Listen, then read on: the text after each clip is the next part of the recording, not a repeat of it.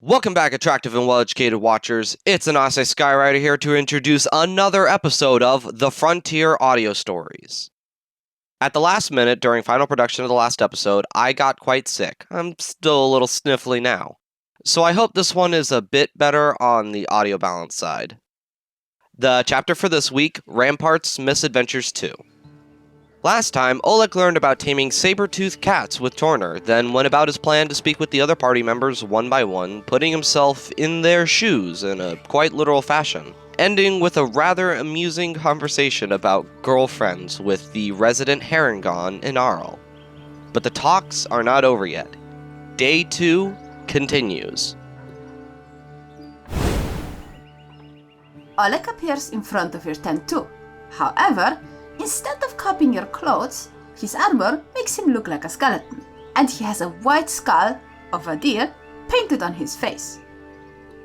Hello, I'm not really new here, but I have cheese.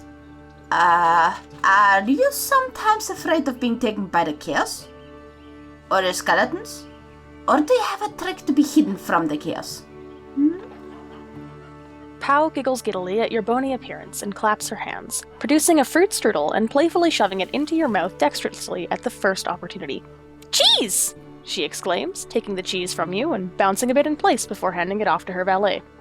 Oh, I'm so happy you asked. I know you're afraid of magic, but suffice to say there is a difference between unstructured chaos and ordered magic. The flamboyant necromancer bounces on her feet, leading you along. And there are so many tricks and methods to keep bad things away. And, of course, I don't worry about my skeletons. They're my family, she squeaks. Nobody has anything to fear from their own blood. Or bones? She giggles nervously. Regardless, yes, I know many tricks to hold the dangers at bay. Oleg, way too busy being suspicious about the skeletons, eats the piece of strudel without even noticing. Yet, at the notion of magic being ordered, his eyes widen and his lips start to shake. You say that, but you know it's not true. Magic is part of the chaos. It summons the chaos. Oleg rubs his arm, his fingers trembling. He looks around himself, his greenish skin getting oddly pale. How do you protect your family from the chaos when there is so much magic around your house? What if chaos uses your own magic to turn your family against you? Does the chaos only hunt us? The necromancer stares, bemused, at the aqua goblinoid for half a moment, then laughs loudly, her heaving chest bouncing mightily as she leans back on her feet a bit before patting Oleg on the head. Silly Oleg.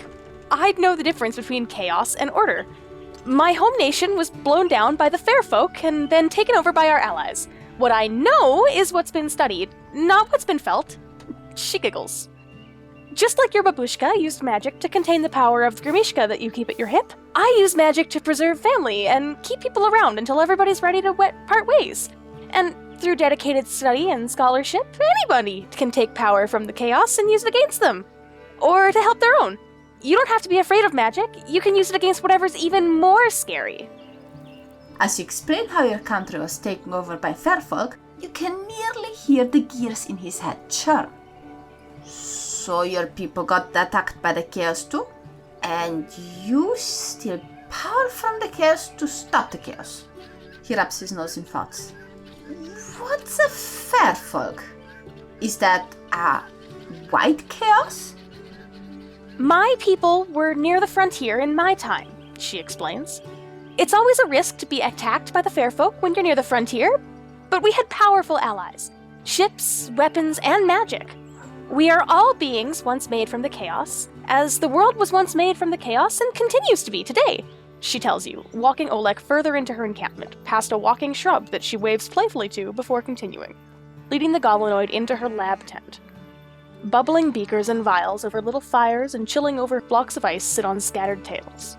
She grabs a near-frozen glass bottle sitting in a bath of ice chunks and swirls the thick, rainbow-colored liquid around with a discerning eye before shoving the bottle base back into the ice bowl. But magic, like all of us, does not need to go back to the chaos. The chaos wants us back, but we don't want to go back.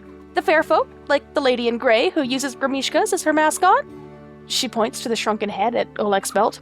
Always want to bring us back. Bring everything back to the chaos, but we are real. We make reality. Our presence stabilizes the chaos, and through us, chaos becomes order and magic obeys our will, not the fair folk. She giggles, grabbing a vial from a burner and pouring it nonchalantly into a nearby bowl of what seems to be crushed grains, which poof! In a gigantic cinnamon-smelling cloud of green and purple mixed light. Taking the bowl, she continues. Over time, through study, practice, and experimentation, we can find ways to nullify the chaos with the power it grants us, or animate the dead with rules and laws, or form our will into blades that put our enemies to sleep forever without cutting their flesh. She smirks. Oleg nods, ponders, and then puts the feather on his notebook and scribbles. Magic can be free from chaos. He mumbles. Fair folks, allies of chaos. Then he lifts his hat. Is it fair as in people who pay you properly for work, or fair as in pale people? She thinks for a moment at the question of the goblinoid. Fair as in good-looking, I think. She notes, though is uncertain. Regardless, the fair folk want to return everything to chaos. They want to undo reality and return it to formlessness. I don't know about you, but I'd rather not. She smiles. Slowly, she leads the sexy hobgoblinoid to a different tent, a large tent which smells of baking bread and sweets and several rolling earthen ovens. She upturns the green and purple mix onto a clay slab and slides that slab into one of the ovens, which she closes with a little wooden doorlet. And I wouldn't call them allies. It seems they are part of it, the part that we can talk to, she notes, pulling out a rainbow-colored twisty roll from a different oven and handing it over to Oleg, still piping hot. She smiles at him as she hands it over. Made with love and magic, she grins. With suspicion, Oleg lifts his skirmishka and holds it over the roll. It seems as though the word love doesn't really make sense to him, and the word magic merely reinforces his suspicion about it. Fair as in pretty, and they come from the chaos. His little headgear starts to churn again. I'm a goblin, or so they say, and many think goblins are not pretty. But people think I'm pretty. And I have a lot of chaos in me too. It made me grow to twice the size, and from a girl to a boy overnight. What if I'm a fair folk? A piece of chaos that tore itself out. What if my people are fair folk too? No wonder the chaos wants us back. No wonder the old cultures look down upon us. He balls his fist in resolution. I will not allow either the chaos or the old cultures to do us harm. I have learned a lot.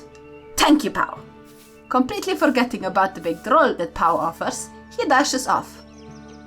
No, you're not fair folk. You're a goblinoid, she tries to say with a giggle before the aquamarine Oleg runs off. Looking at the sky for a moment as she enjoys the light breeze, the necromancer takes a bite of her rainbow roll with a smile and a noise of satisfaction. Lovely new flavor, she giggles before wandering off to write down her new recipe. It's only been about a day since Aldous offered his spice pouch to Pao Yu as a token of gratitude for her attempts and as an apology for her lost skeleton. And he randomly wonders to himself throughout the day if it's actually being used for any baking. It's an invention of his, but he's a little awkward. He feels like he shouldn't be too greedy about it, but he also doesn't want to give it away. Hey, Torner. Calden calls from outside your tent. Would you be interested in this book I found? It's a reference book about vineyards from the ruins, so I'll need to translate it for you. Sure thing. Maybe it'll help me get more out of my vines.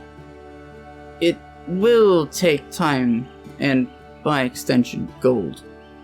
How much? Well, luckily, the spell itself is free, but you're looking at least 1 day of work plus however much ink is required to transcribe it. So, about 5 gold plus a considerable amount of ink. Alright, yeah, I can do that. Excellent. I'll begin my transcription right away.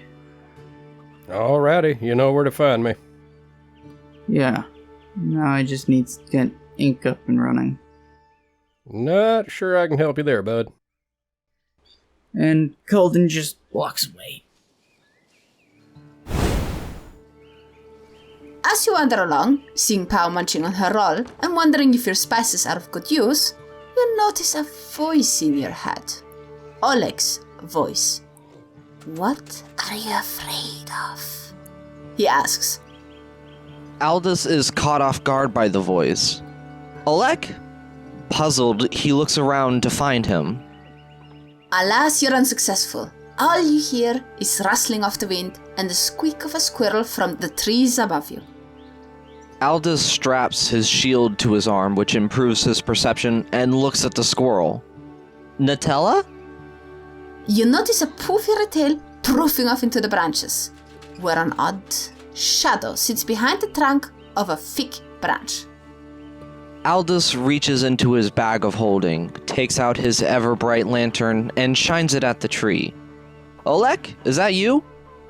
As you look at the shadow in the tree closer, with the help of your lantern, you notice two goblin ears peeking out on the sides of what's clearly a fake branch sitting on another branch and wiggling a pair of boots beneath it. If you don't answer, then why should I? The thoughts in your head reply. I couldn't answer until I knew where you were. Isn't it considered rude to not look at people when you're talking to them? That sounds like something that would be in your notebook after all. Aldous puts away the lantern, unstraps his shield, and sits underneath the tree, opposite to the branch Oleg is sitting on. I don't mind answering, but I want to know why you want to know first. Will you do that for me? You know what I'm afraid of, and I was walking in your shoes. Isn't it fair if I know what you are afraid of, and that you walk in mine? That sounds fair. Aldous trails off. There's a long pause to think while he inspects MD5 for any damage or glitches. There's a lot that I know how to do, but so much more that I don't know. Every time there's a problem that could have been solved, if I only knew how to make the solution or plan far enough ahead, and I do nothing, it pains me. Aldous closes the door on MD5's chest, his inspection complete. I'm afraid of the day that I or someone close to me is hurt because I just didn't know enough, because I just don't have enough years under my belt to know everything, because I can only store or create so many magical wonders. Aldous unstops his coffee, rolling a 17, and takes a few long gulps. He's clearly been up a while. Every time someone knows something I don't, it makes me so jealous. I just want to know more. But it's so hard to find the time. We spent months tirelessly traveling just to get here, and the day we're ready to finally begin, all of this is happening. And all of you know so many wonderful things. You're afraid of not knowing stuff? Why? Knowledge is power, as they say. It's only because I knew how to weave restorative magics into my armor that I could clear you of that nasty poison in the basement or heal your wounds when that drawer trap sent you flying into the ceiling. I like to be useful. I like to be helpful. I don't like sitting around. I like knowing how the world works and using it to my advantage. But least of all, I don't like to see my friends hurt. Oleg nods, then shakes his head. Alright, knowledge is a good thing to you, useful and such, but why would you be afraid of not knowing? How can not knowing keep you up at night? This makes no sense. Well, I wouldn't say that it keeps me up at night. I'm 26 years old, and I've accomplished much to be out here this far to the edge of reality. Aldous stops to ponder a moment more, and has what he thinks is a eureka moment. You could say I'm afraid for the same reason you're afraid of the chaos. You want to be safe, and you want others to be safe. The unknown is scary in the same way that chaos is scary, because you never know how or when it will hurt you, or how much it will hurt you. You can't predict it at all. Aldous stops himself for another moment as he has another realization. I guess that must be why I'm so drawn to artifice. It turns that unpredictable magic into something you can know. Just as water flows downhill following the universal law of downity, my arcane bolts will never miss their mark, even if they don't bolt very hard. The foreign thoughts seem quieter, but also harsher. You can't quite tell what's going on, but something has changed. Maybe you're not afraid to not know, but that people find out that you don't know. The chaos is not uncertain. It wasn't since the day it tried to kill me. Every night it calls me, haunts me, while the creatures it sends chase me in my dreams and sink their vile teeth into my flesh. I wake up screaming, the pain still in my arm. I don't need to guess what the chaos is.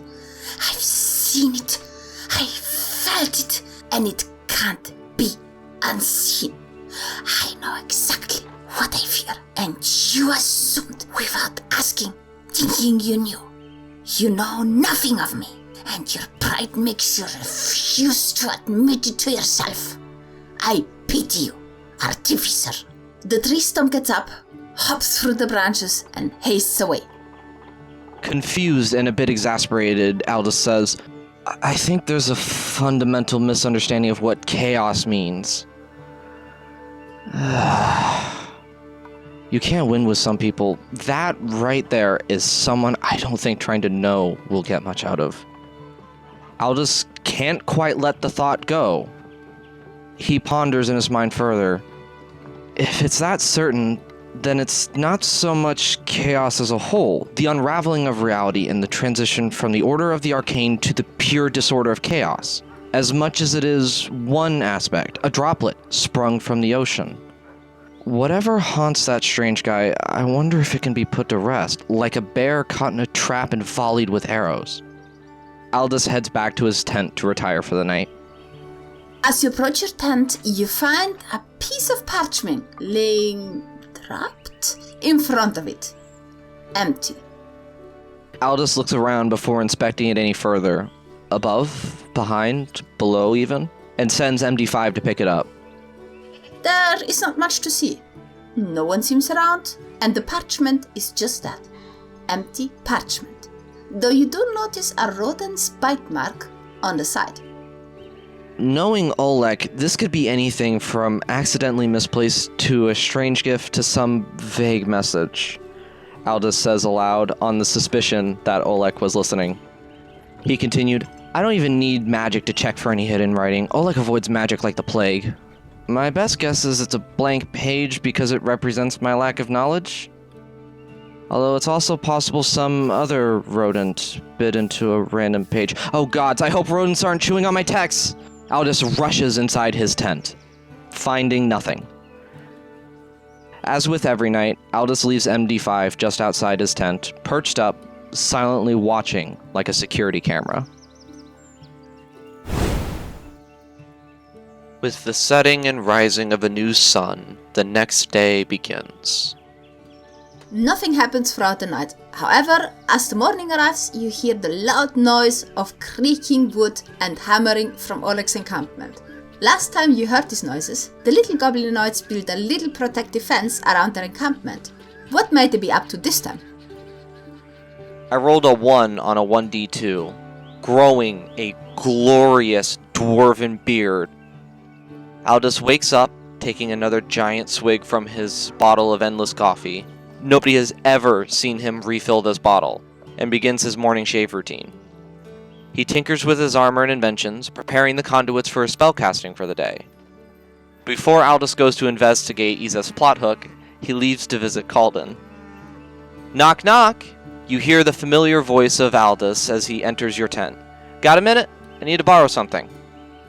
You need to borrow something. Oleg's been bothering me. Aldous' face sours for a moment while he considers his words. I pride myself on my knowledge and my inventions, but trying to understand Oleg has been something of a difficulty.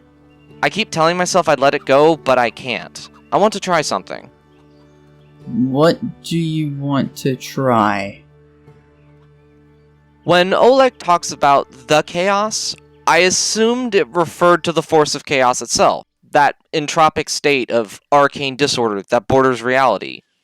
But last night, he said something much more specific. You can see the gears turning in Aldous' mind as he theorizes, his eyes darting around, closing, as he tries to put together a puzzle.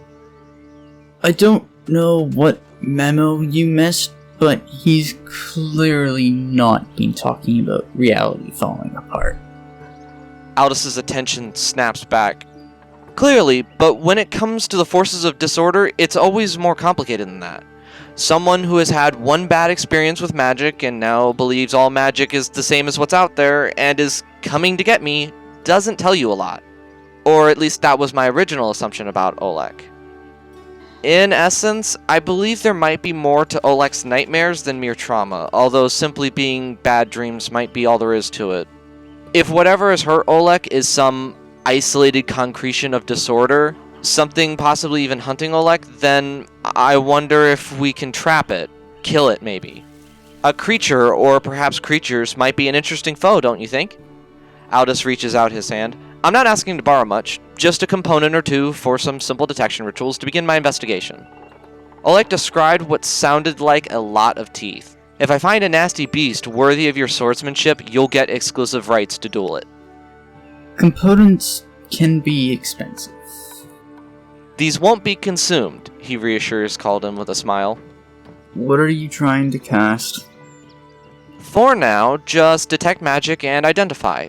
I know these spells are in your repertoire, but I imagine you'd rather not be too involved in these, Oleg nanigans. Calden thinks for a second. Well, since detect magic doesn't have a material component, you need a pearl and a feather. The pearl should be all I need. I have many options for a spell focus. Aldous takes out a smith's hammer from his backpack, and with a breath and a quick motion, casts prestidigitation to make an illusion of the pearl he needs appear in his other hand. About this big should suffice, if you have it. The pearl isn't cheap, you know. About 100 gold pieces, I believe. I take it that the possibility of mystery and dangerous creatures didn't hook enough to borrow it even briefly. Aldous' cocky smile relaxes. Now that we're settled, I'm beginning to brew a lot of Dwarven Stout.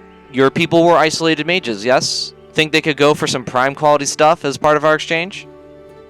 It is precisely 100 gold. And if you wish to use it temporarily, you're going to need to rent it. I can't exactly go down the street to get a new one. 3 gold a day? Alright, you have a deal. With that, Calden grabs his component pouch and pulls out a bundle of fabric surrounding something spherical and offers it to Aldous. Take care of it now. I only have one. Aldous takes the pearl and puts it into his bag of holding. Thank you.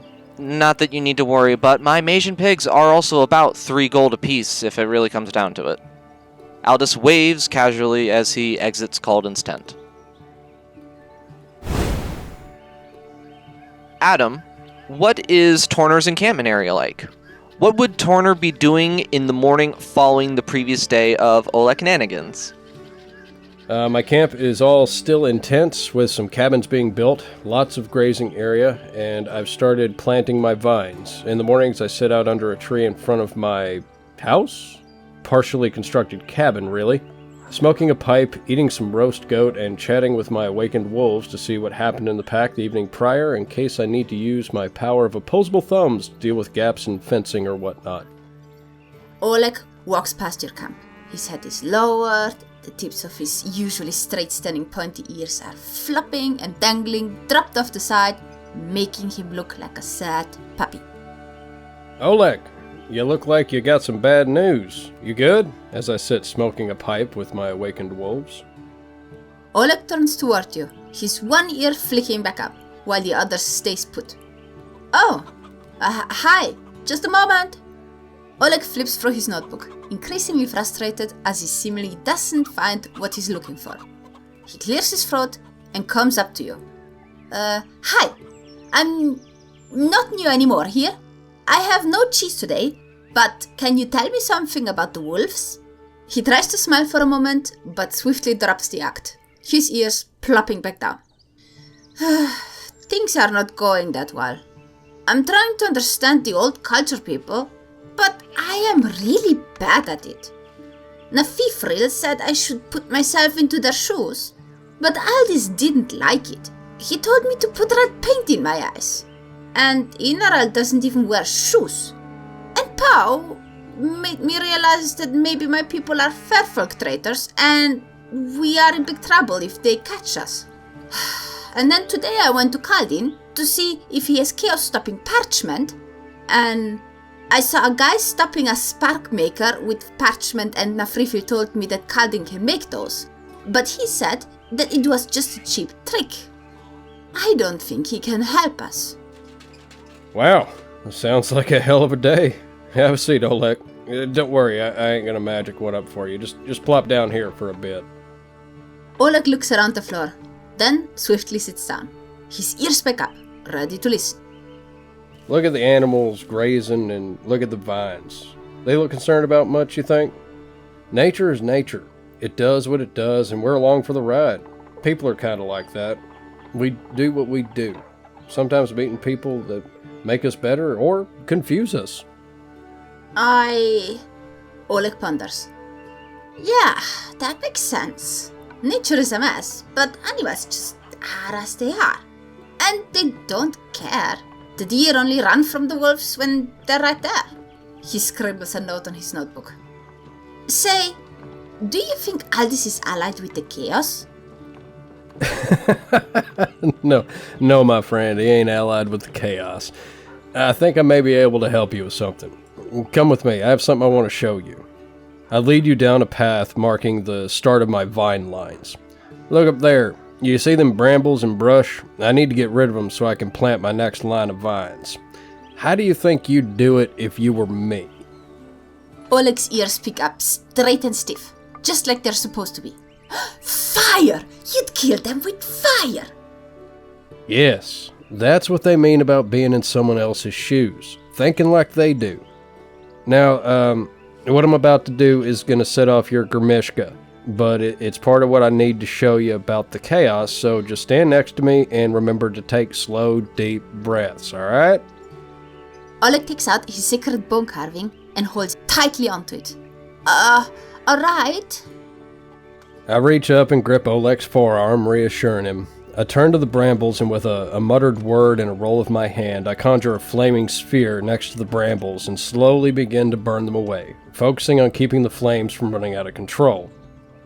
As you cast your fire, the Grimishka shrieks and you feel the pull of Oleg's arm. He does not try to free himself, but as if by instinct, his legs try to move him away.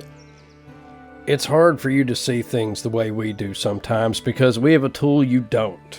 Me and the others use magic. Magic in its natural form is chaos, really. It's like fire. If you don't watch what you're doing, it can get away from you quickly and destroy whatever's in its path. But we ain't calling chaos to do what we do. I drop the spell and go to stomp out the embers, motioning Oleg closer in the process. You want to destroy the chaos, or failing that, keep it away from you or trap it. But there's only one way to defeat chaos, my friend. I pull seeds from my pouch and plant them in the burned earth, and I cast Druidcraft on it to force it to bloom and begin growing. You defeat it by changing it into order, balance. I gesture to my vineyard and its ordered rows of growth. In my opinion, chaos shouldn't be feared. Like anything else dangerous, it needs to be respected and handled responsibly. As the Grimishka stopped screaming, Oleg stands in front of the replaced bushes, frozen in place and pale. He hardly breathes. After a while, his face nearly purple, you see him take deep breaths. In, out, in, out. He stares at you with a look you've never seen before. One so scarred and twisted that it nearly chills the bones. You all play with the essence of chaos so idly. I wonder if you've ever truly seen the chaos. Probably not how you've seen it, Olek. But like I said, magic is chaos. The first spell I learned was how to make flames in my hand. I was excited and I lost focus. Burned myself really bad. It taught me a lesson, though. It may look like I don't pay attention to what I do with my magic, but that's just because of my experience. I cast Produce Flame, which wreathes my hand in fire. This here spell is what almost cost me my hand. I've used it thousands of times since then, to light my pipe, a campfire, to burn ticks and pests off me. But I ain't ever gonna forget the day I let it get away from me. The day the chaos of magic nearly cost me my hand. I dropped the spell. We've all seen the chaos, Olek, in one way or another. We've just learned to tame it, to make it work for us as order. I need you to roll a perception. I rolled a dirty 20 on insight. Oleg listens in absolute silence. Listens far, far longer than you explain, and watches you with his twisted, haunted eyes. Then, without a word, he frees his underarm from your grip and reveals what looks like a vicious bite. A Grimishka bite. Most of the fangs went so deep that they emerged on the other side, or so the marks seem to suggest. Although the arm seems well attached and healed, your experienced eyes can tell that he should not be able to move this arm anymore. In fact, he should not have an arm left. It was not healed normally. He lowers his gaze, struggling to talk as he fights against himself to keep on breathing. All. At last, Oleg's panic gets the better of him. He runs off. Something tells you that there's more behind his fear than merely the chaotic origin of magic. I take a breath. There's something he's not telling us. He may not even know what it is. I watch and slowly walk towards my porch. Can't force it. It'll be in his own time. I need to find out more about that chittering thing, though. Brian, do me a favor and keep an eye on him for me. As I sigh, it's times like this I wish I was better with people. That's all for today, listeners. The stories do not end here, though, as Day 3 has really only just begun. Stay tuned for next week, as Torner gets roped in even deeper into everyone's problems. Like and subscribe if it suits your fancy, and stay safe.